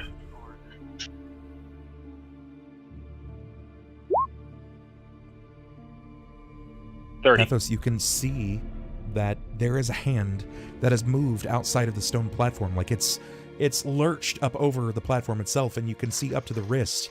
It looks to be what appears to be an elderly human's hand. Oh shit. That's I exactly will- what Jerrod was Do you thinking. continue helping Jerrod, or do you help the hand? Does Jerrod look like he's gonna die if I don't help him? If he can't pull himself up, he's likely going to fall into the unending blackness. Yeah, one's over a pit of doom, I'll, one's It's getting out of a alright. hole. Banders grab is him still up. down there. Reach over and grab him by like the collar. Okay, I'll pull him forward. I Jerrod, would- give me a climb. Pathos, give me a strength. This well, isn't this exceptionally is- hard, but I just need to make sure that you're not failing. Oh, Four. yeah.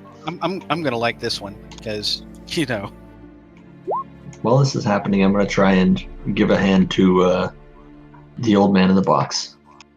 Okay, Jerrod, you will be able to climb. Pathos is of no assistance to you. You just can't seem to find the best place to assist you here. Deia, Him and as his you move girly over arms.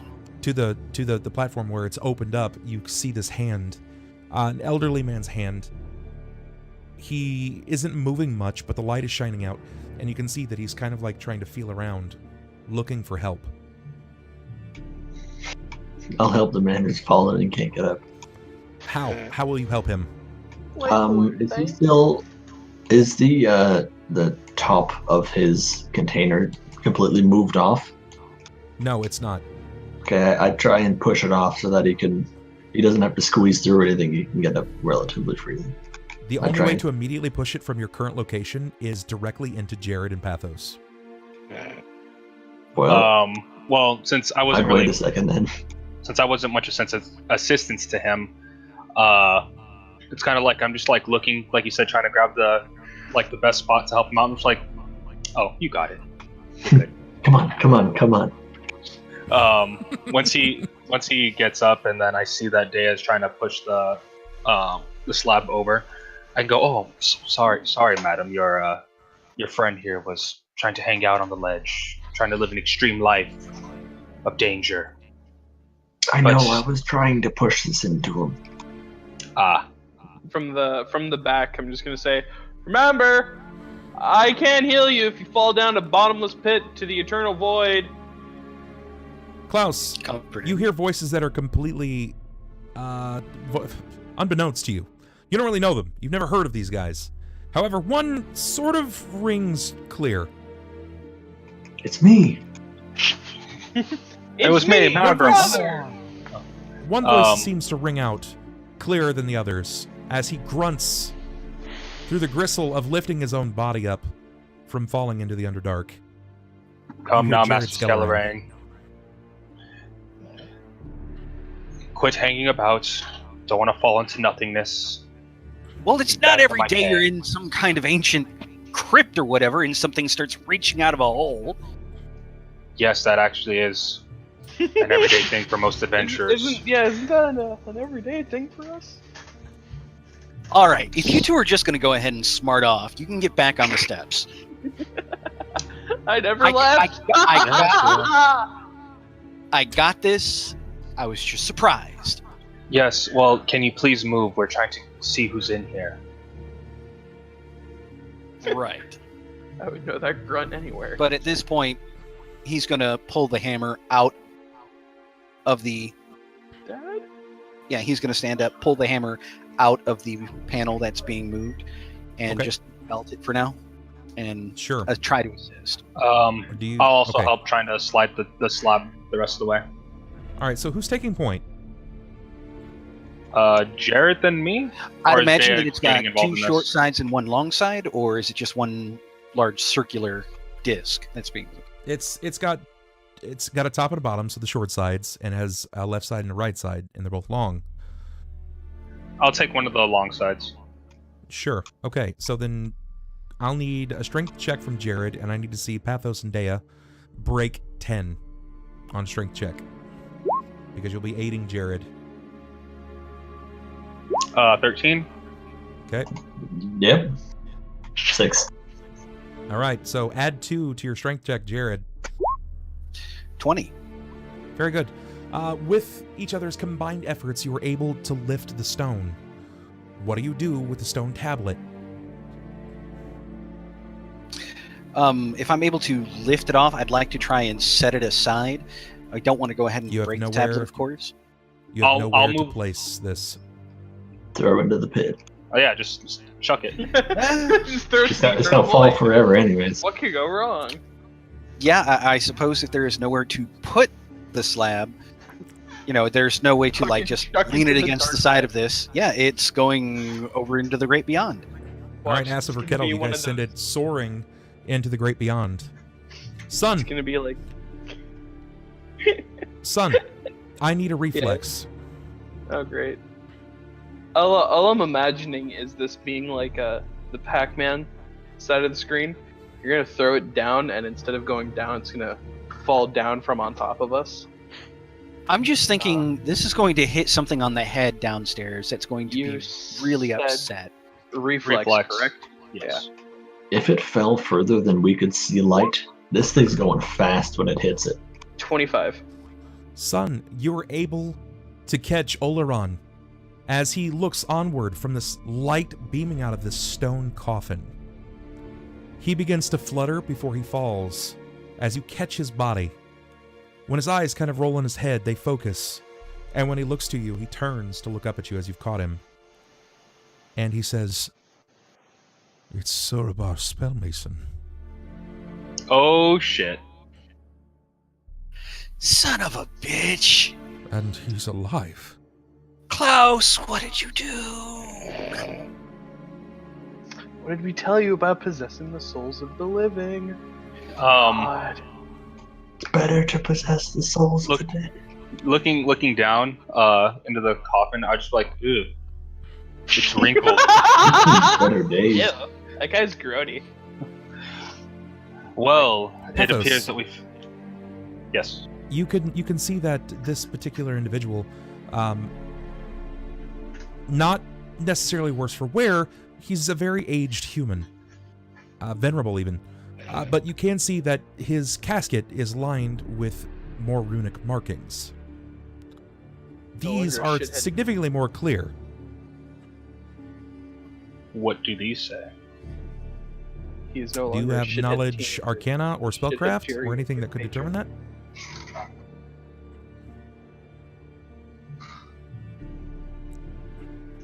I have used magic device, and I still have comprehend languages active. Linguistics, knowledge, local. Okay. So that's not really going to help you much. Knowledge, arcana, or spellcraft will be the biggest ones here. What about read magic? That could help. That could help. I can use that at will as well. Sure, go for it. I cast read magic. As you cast Read Magic, these arcane runes that align his casket is actually the spell for Gentle Repose. Gentle Repose is a spell that isn't often used, but it's meant to keep flesh from decaying. It's meant to keep the dead from becoming progressively more dead.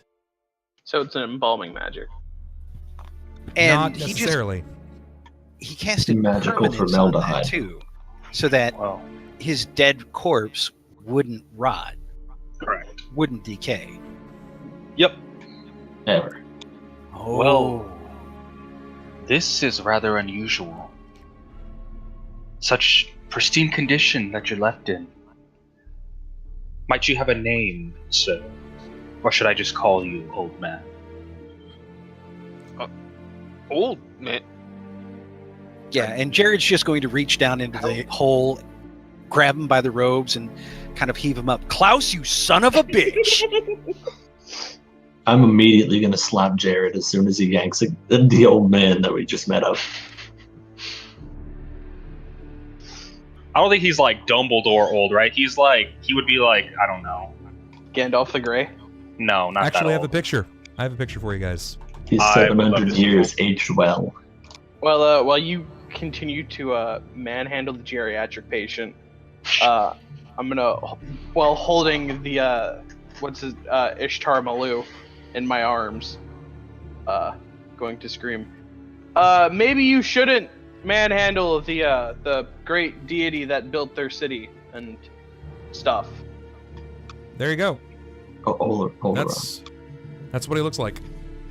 Also, the Oh, old man shit. didn't say his name was KLAUS. Did you fall? I would know his face from paintings and stuff that I've seen, right? Yeah, you definitely would. I would look over at Jerrod. How?